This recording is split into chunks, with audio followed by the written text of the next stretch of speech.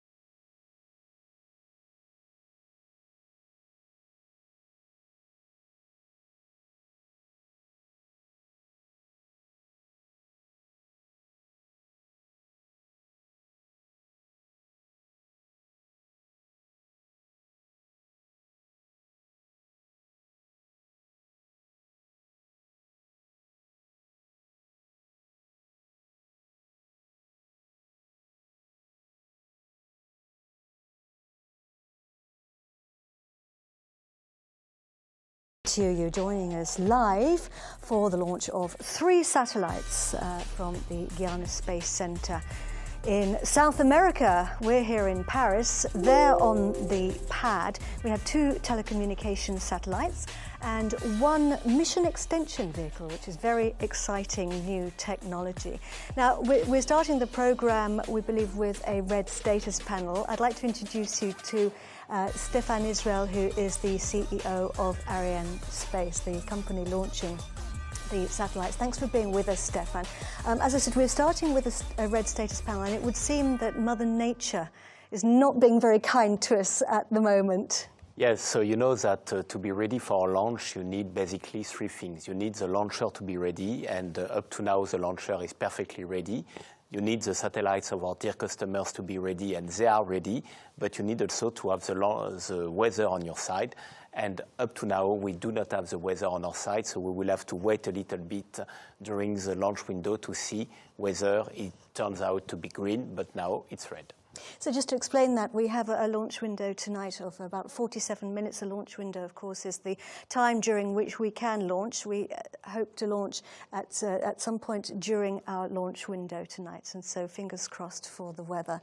Stéphane, tell us about our satellites. We've got 3 on board. Yes, so we have 3 satellites on board, which is very unusual because usually we have 2 satellites on board, and tonight we have 3 satellites on board. In the upper positions, we have Galaxy 30 for Intelsat. We have MEV2, which is a mission extension vehicle for Space Logistics LLC, which is a subsidiary of Northrop Grumman. And in the lower position, we have BSAT-4B and Maxar. BSAT-4B is a Japanese operator. And you know that we have very, very long-lasting relationship with Intelsat. First Intelsat satellite was launched in 1983 and BSAT in 1997. So an old story between us. And that's one of the wonderful things about space, isn't it? Is the great relationships that develop over many, many years. Now, what's been happening in recent days? Yes, so you know that a few days ago we have had to change a sensor which is inside the liquid hydrogen tank of the main stage. We have made this operation on August the 7th. It has been done perfectly well, and so we have made the transfer of the launcher on the launch pad 2 days ago. Okay, well, let's see if we can go over now to the Arianespace Center, because, of course, as I said, Stéphane and I are in Paris, and in the Arianespace Center, we can actually see there is the Ariane launcher on the pad. It's an Ariane 5, the heavy lifter of the Ariane family of launchers, and this is the launch Mission Control Center, and this is Luce Fabregat. Luce, thank you very much indeed for joining us. Are you able to give us any more information on the situation tonight? Yes, please, Katie. Here we are in the flight directorate, the flight desk, where we are 4 of us for tonight. Roland Lagier, our highest technical authority at Arianespace, CTO.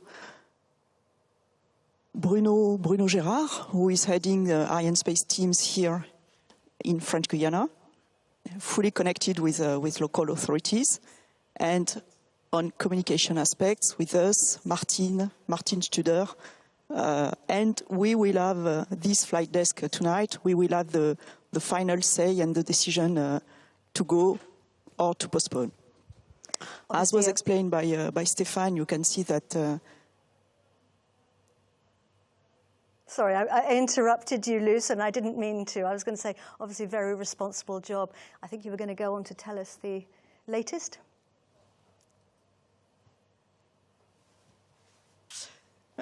Yes, we as was explained by Stéphane, in fact, we need 3 entities to go, the satellites, and they are here in front of us. The customers are there, ready to go. The launch vehicle with its ground segment is also clear and green tonight. And as you've seen, we've got, on the big screen in front of us, we've got a red on the Meteo side. As you know, 5 hours ago, before the launch, 5 hours before the H0 that was targeted, we took the decision to fill the launch vehicle. At that time, we took this decision based on the weather forecast for the H0 for 6 6:33 p.m. That is local time for the opening of the launch window, based on the models we have on the weather forecast for this H0. After that, we had a balloon, a new balloon. We had the balloon also in the morning, but we had a new balloon around 3 hours before this targeted H0, and this balloon gave us an information that winds in terms of direction and in terms of levels were not favorable for launch at the beginning of the launch window at 6:33 local time. So we decided to have a new balloon, and this new balloon was launched a little more than 1 hour ago, and its data are being processed now, and we will have the results for these balloons in a few tenths of minutes, and that means we are no more in a position to target the beginning of the launch window, 6:33 p.m., and so the operations will go on, and we will stop the operation on the launch vehicle on the ground segment at -7 minutes before the launch. That is the beginning of the automated sequence, and at that time we will stop the countdown, and we will wait for the information coming from this new balloon, for the last balloon of -1:30 minutes, 1 hour and 30 minutes, and based on this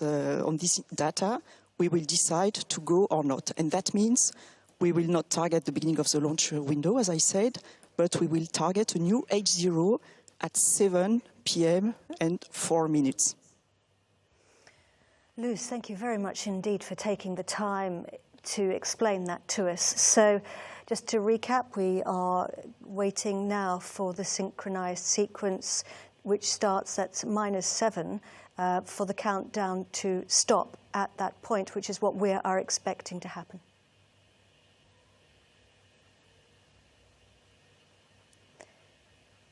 Waiting for the range operations manager.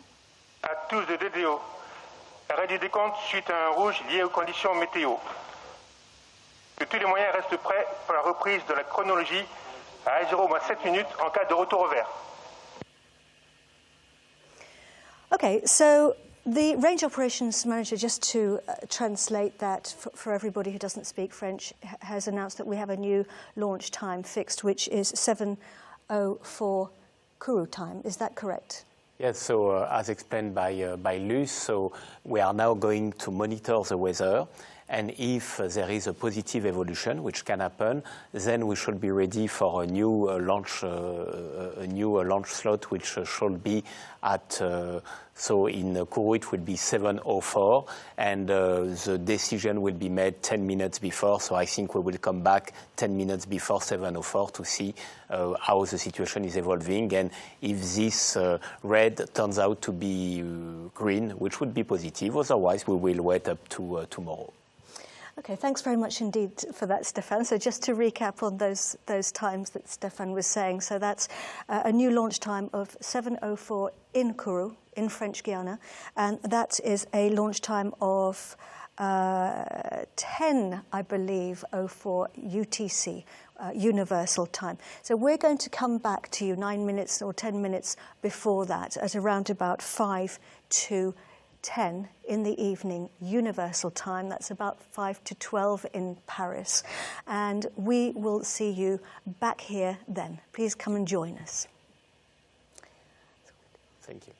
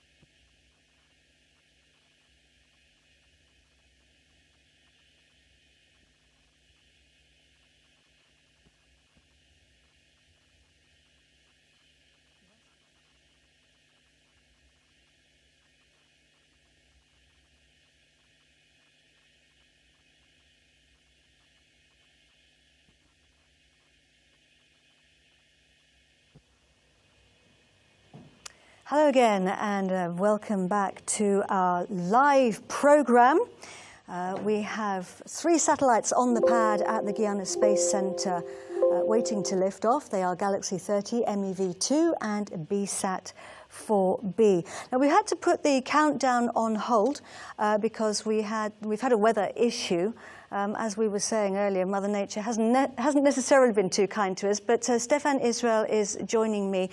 And Stefan, I have to tell you that when we look at the pictures of the launcher on the pad, which maybe our director can show us some pictures of the pad, it doesn't actually look like the weather's particularly bad out there. Yes, but you know, you have 2 reasons not to launch due to weather conditions. The first one is when you have storms, and this you can see it. And the second one is when you have negative high-altitude winds, and unfortunately, you do not see it. But look at the screen, the meteo is now green, so we can go tonight. So that's good news. So we've got a new launch time, and there you can see the launcher. So on the pad, the Ariane 5, the heavy lifter of the family. Our original launch time was 6:33 Kourou time. That's 9:33 Universal time. And you can see there. Suite au retour vers des conditions météo, le nouvel H0 visé est 22h04:00 TU. Je répète, le nouvel H0 visé est 22h04 TU. Le temps décompte redémarra à 21h57 00 TU. Good. That means that the Range Operations Manager has now announced that everything has gone back to green, and we have a new launch time, which is 10:04 Universal Time, which I believe is 19:04, I think, in Kourou, in French Guiana. So that's good news. That's great, yes, that's great. So I'm going to let you go now, Stefan, and head back to your teams. Thank you very much for joining us. We hope to see you later. Thank you, Stefan Israel, ladies and gentlemen. And I'm going to introduce us now as well to Damien Gilles, who is an expert who's going to be joining me for the rest of the programme. Damien, thank you very much for joining us. Do take a seat. So, Damien, let's just talk about the status panels, because we could see those status panels on the screen. Début de la séquence finale lanceur. Sorry?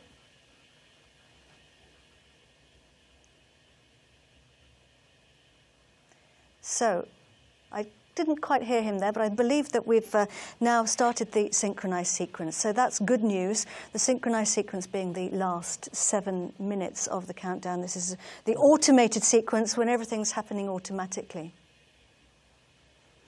And you can see the status panels there, Damien, on the left-hand side of the screen. You have there the status panel, where all the subsystems coming from the launch base, the launch range, the launcher, and the customer give their status towards the mission control center. And it's like a traffic light. If everything is green, it's a go. If it's red, you should stop. Obviously, and the red status panel means that one of the systems across the base is requesting that the countdown goes on hold. And of course, now our countdown is back on track. So we have a number of different teams in the control center. We have the program managers, who are some of the teams who work closely, aren't they, with the client? What do they do? Exactly. They are the sole contact between Arianespace and our customers. As you know, the customer is very important for Arianespace. That's why we dedicate people that are the single interface, and they work very closely with the customer. Nearly 3 years for these missions, for both customers. And you can see there on the screen, Marie-Laure Chauffour with the interface for Galaxy 30 and MEV2. Indeed, working hard there and working closely on her phone, talking to customers, no doubt. Now, we are using, as we said earlier, the heavy lifter of the Ariane family. It's Ariane 5. She's a big, powerful beast, and she's going to lift, hopefully, our satellites into space. What happens after launch? The booster ignition triggers the liftoff of the launcher. Shortly after, the launcher performs a pitch maneuver in order to get into the required direction. The boosters are separated roughly 2 minutes after liftoff, and then we separate the fairing when it is not needed anymore to protect the spacecraft from the atmosphere.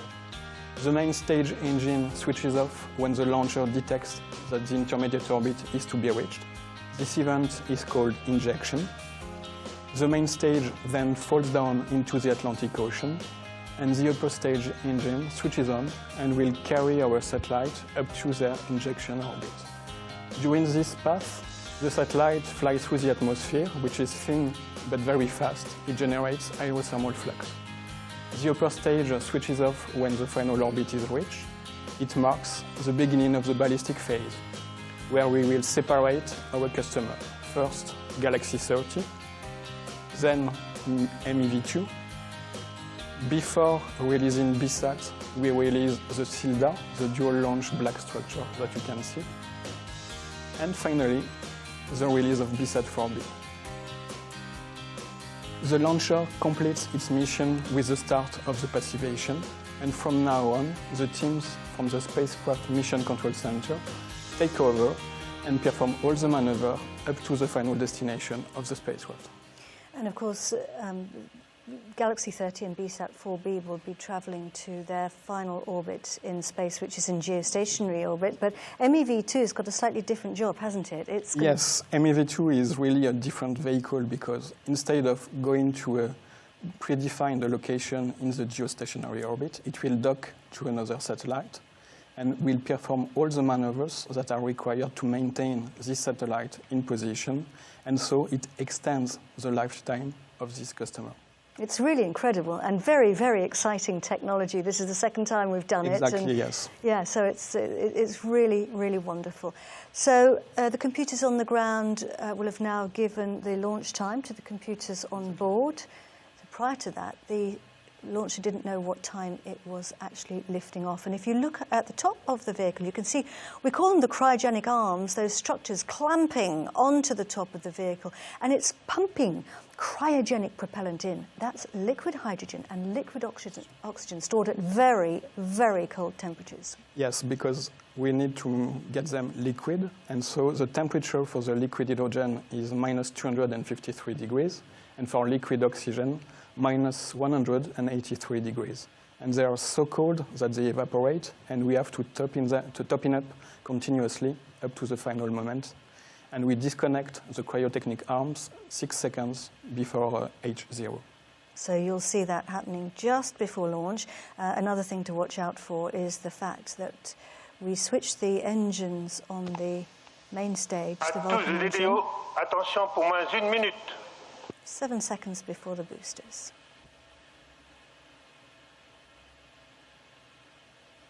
Top, à 0 moins 1 minute.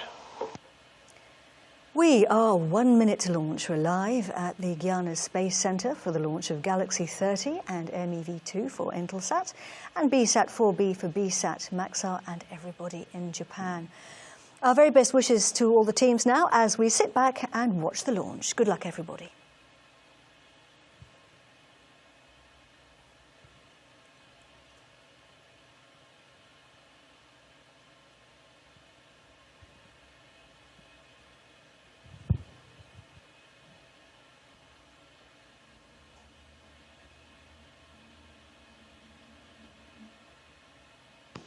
À tous les DDO, attention pour les décomptes finales. 10, 9, 8, 7, 6, 5, 4, 3, 2, 1, top.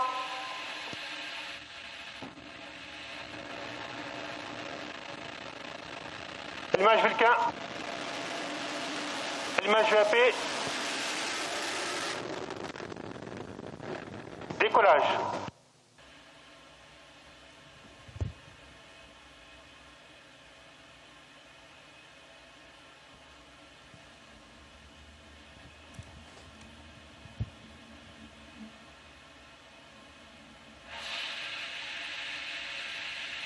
La propulsion est nominale.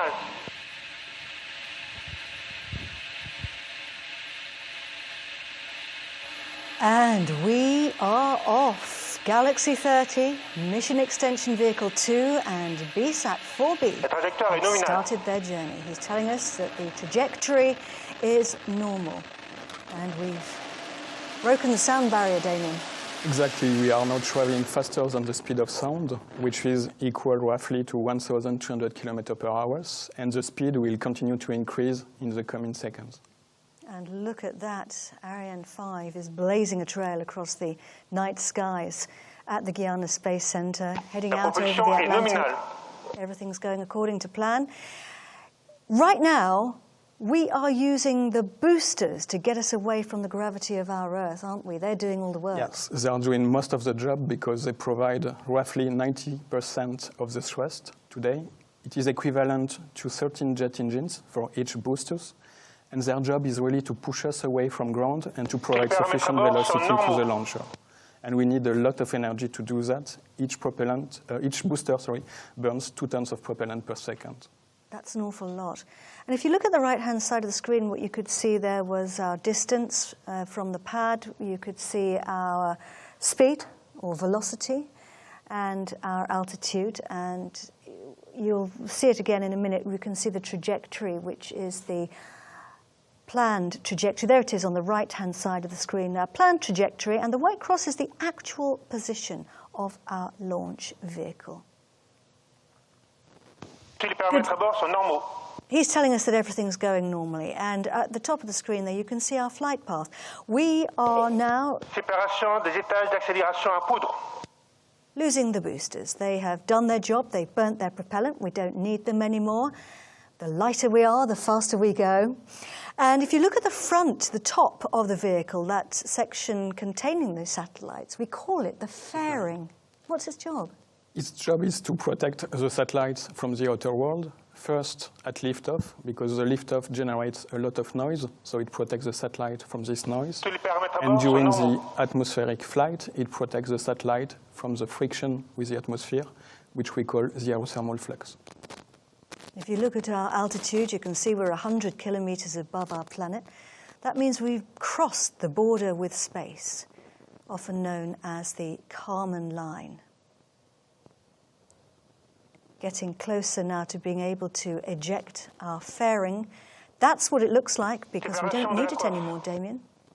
We're in space. Exactly. The effect of the atmosphere is now very low.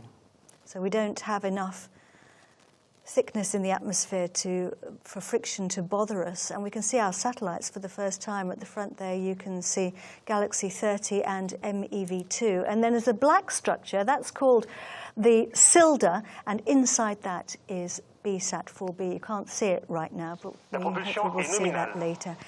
You're getting information in your ear, aren't you? The range operations manager's hearing it, and you're hearing it too. Yes, I have a direct link with people located near the launch pad. They are located in Galio, a few kilometers away, and they receive directly the telemetry from the launcher and gave all the confirmation and all the status, and the range manager receives exactly the same information. And at the Space Center, the range operations manager is responsible for calling that out to everybody. Our flight path takes us out across the Atlantic. We're traveling along the equator. We have a number of tracking stations along that flight path, and they pick up the signal. You can see our flight path there. They pick up the signal from the launcher as it flies over. Is that right? Exactly, and we have a network of stations which are located all over the flight path. The first one is located in Galio, which is a few kilometers away from the launch pad. It will cover all the beginning of the flight up to the main stage flight. We have then Natal, located in Brazil, which will cover part of the main stage flight.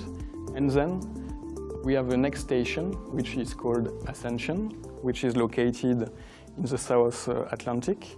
And we have in a gap, what we call a telemetry gap between Natal and Ascension. It means that we have a loss in the visibility, but this is completely nominal because we foresee it, and we do not lose the data because we record them in the onboard memory, and we download them when we are back in visibility. The next station is Libreville, and we have exactly the same phenomenon between Libreville and Ascension, where we have a telemetry gap, which is exactly nominal. And at the end, we will be in direct visibility of Malindi, which is located in Kenya. And Malindi will allow us to follow the end of the flight, and in particular, the ballistic phase, where we will have the separation of all our passengers. Thanks very much indeed for talking us through that, Damien.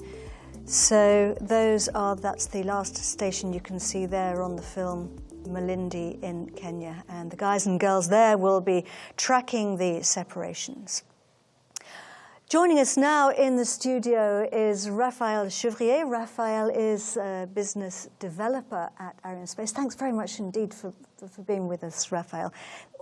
That means part of your job is very much looking to the future, thinking about future technologies and innovation.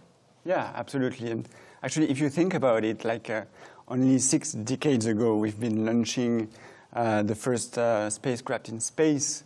And in the meantime, we've been sending humans on the moon, spacecraft on Mars, on asteroids and beyond. And so a lot has happened in 6 decades. And today we are launching satellites for telecommunication, internet, navigation, Earth observation. So you can see that space is really part of our daily lives. And that's very evolving a lot. Absolutely. And the people who are making that happen are there right now. We're looking at various important people there in the Guyana Space Center. Who are they and what are they doing? Here we can see the people from ESA, the European Space Agency, and these people are currently monitoring the overall status of the launcher to check that it was inside the qualified domain. So here we see the head of the ESA office in Kourou.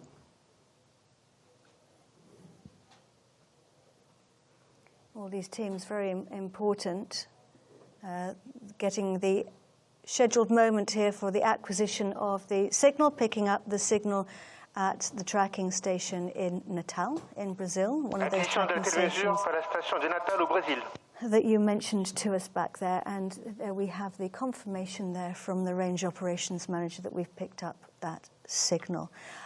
Raphael, and he's telling us, just a translation for everybody, that everything on board is going according to plan. Raphael, given that the launcher operates remotely, why is it important for us to have the tracking stations?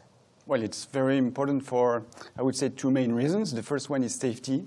It's always safety first when it comes to launch satellites in space. So you really need to make sure that you have visibility of over the whole launch sequence, and especially in dynamic phase of the launcher. And so, you really need to know how to react if something happens. And then the second is you collect data, and then you can know more about your launcher for the next launch.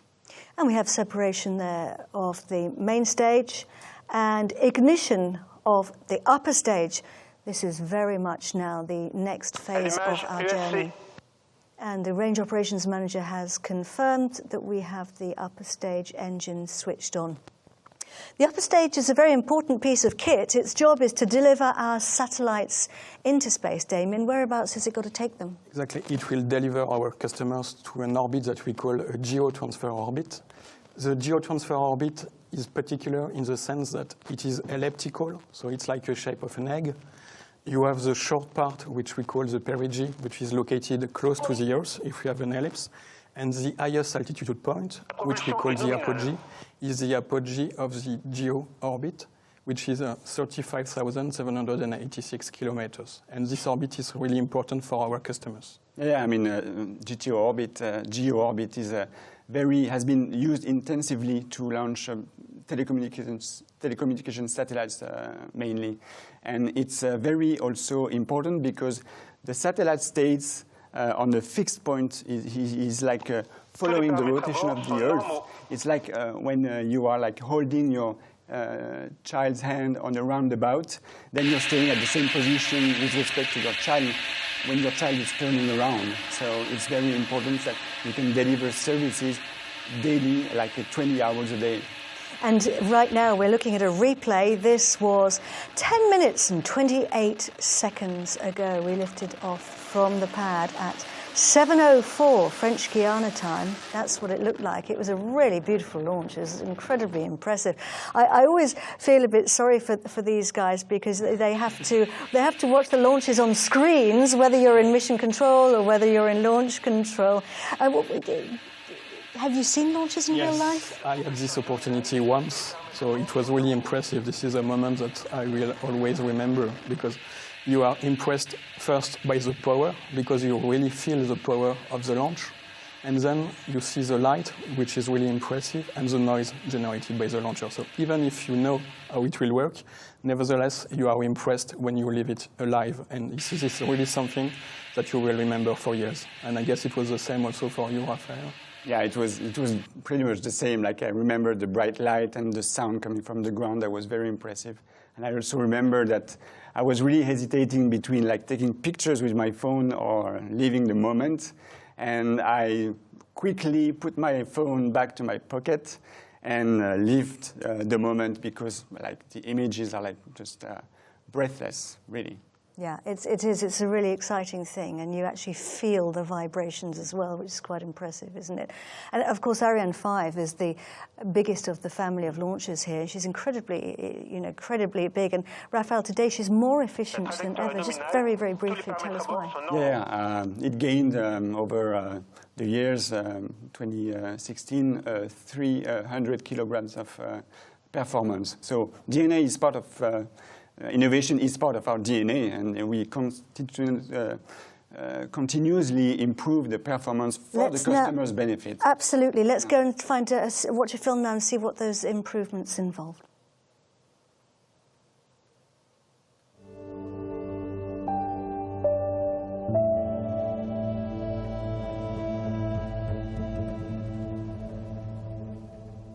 Well, for the Ariane 5 performance increase, we have introduced the so-called Performance Increase Competitiveness Program, which is mainly addressing two axes. The first one is elongating the tanks to put more propellants inside. This is in the ESC part. But secondly, we were elongating the equipment bay, the VA253, to enable much more payload inside the Ariane, and introducing also a more innovative membrane, which will also be used in the future in the Ariane 6. Soon as we finished PIC, we had to start with PIC because the market was demanding much more performance. It was basically increasing the space below the CILDA, the so-called double seat adapter, increasing the space in the cone, and last but not least, lowering the apogee to also serve the sub-GTO. With all these measures, we gained additional 500 kilograms of performance.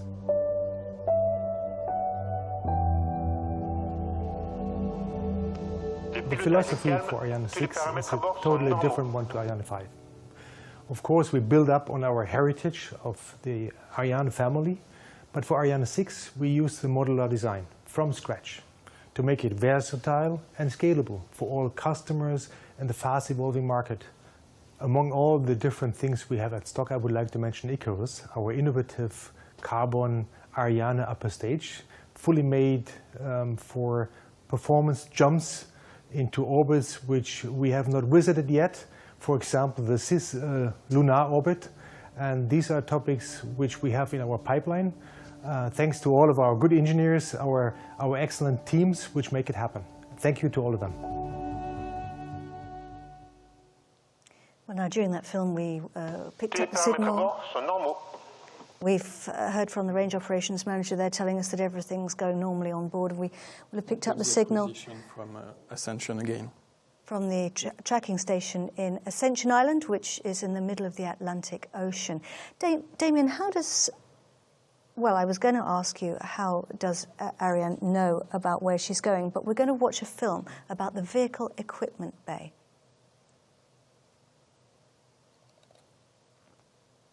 Embedded software. What is the biggest challenge for developers? What exactly is embedded software? It's the brain of the launcher. It is set for each flight and allows the rocket to navigate independently once the engines have been started. All the phases of the mission are programmed within it. It controls the smooth progress of the flight and is ready